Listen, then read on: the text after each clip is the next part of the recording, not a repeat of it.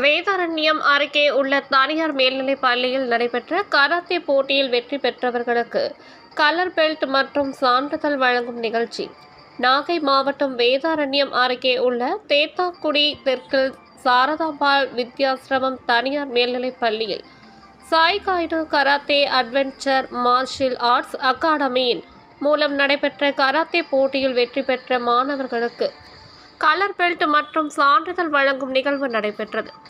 இந்நிகழ்வில் 500க்கும் மேற்பட்ட மாணவ மாணவிகள் பயிலும் இந்த பள்ளியில் கராத்தே போட்டியில் 50 மாணவர்கள் தேர்வு செய்யப்பட்டு அவர்களுக்கு தினம்தோறும் கராத்தே பயிற்சி அளிக்கப்பட்டு அதில் பயிற்சியை முடிக்கப்பட்ட மாணவர்களுக்கு கலர் பெல்ட் மற்றும் சான்றிதழ் வழங்கும் நிகழ்ச்சியில் அகில இந்திய கராத்தே நடுவர் சென்சாய் அன்பழகன் தலைமையில் நடைபெற்றது.